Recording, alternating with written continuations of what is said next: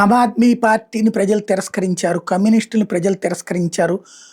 అలాగే ఇస్లామిక్ పేరుతో పార్టీలు పెట్టుకునే వాళ్ళని తిరస్కరిస్తున్నారు. ఇలాంటి శక్తులని కాంగ్రెస్ వీళ్ళందరూ కలిసి ఇప్పుడు కొత్త ముఖంతో, బొద్దింక ముఖంతో ముందుకొస్తున్నారు.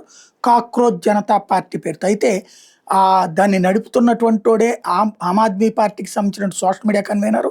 ఒకప్పుడు భారతదేశాన్ని తీవ్రంగా దుర్భాషలాడతా, ఈ దేశంలో విచ్చలవిడిగా జీవించడానికి స్వేచ్ఛ ఉండాలి, ఈ దేశంలో ముస్లింలు ప్రత్యేక హక్కులు ఉండాలి, ఈ దేశంలో షరియా చట్టాలు అమలు కావాలి, ఈ దేశంలో సిఏఏ అమలు కావడానికి వీల్లేదు, ఈ దేశంలో పౌరసత్వం ఎవరిదైనా రావచ్చు, ఎవరైనా ఉండొచ్చు, ఎవరైనా పోవచ్చు అనేటటువంటి సిస్టమ్ ఉండాలి అంటూ స్టేట్మెంట్ ఇచ్చినటువంటోడే ఇప్పుడు ఆ దుబ్కేగాడే దాన్ని నడుపుతున్నాడు అన్నది తేలింది. అట్లాగే దాంట్లో కీలకమైన వ్యక్తుల జాతకాలు తేలినాయి, ఎవరెవరు ఉంటున్నారు అన్నటువంటి విదేశీ హస్తం ఏంటి అనేది తేలింది. ఇది మొన్ననే మనం వీడియోలతో సహా చెప్పుకున్నాం.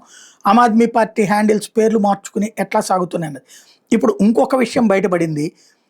కేరళలో ఇషా మరియన్ హరీస్ అనేటటువంటి అమ్మాయి, ఈ అమ్మాయికి సంబంధించి ఇప్పుడు ఈ కాక్రోచ్ జనతా పార్టీ కేరళ లీడర్గా ప్రకటించుకున్నటువంటి ఈ అమ్మాయికి సంబంధించిన ఈ అమ్మాయి రిలేటివ్ సుఫియా మదాని, ఎవరు వైఫ్ ఆఫ్ పీడీపీ, ఏది కేరళ ఫౌండర్ అబ్దుల్ నసర్ మదాని, అంటే కాశ్మీర్ ప్రత్యేక దేశం కావాలని కోరుకునేటటువంటి పీడీపీ పార్టీకి సంబంధించినటువంటి కేరళ విభాగం, కేరళ ప్రత్యేక దేశం కావాలని కోరుకునేటటువంటి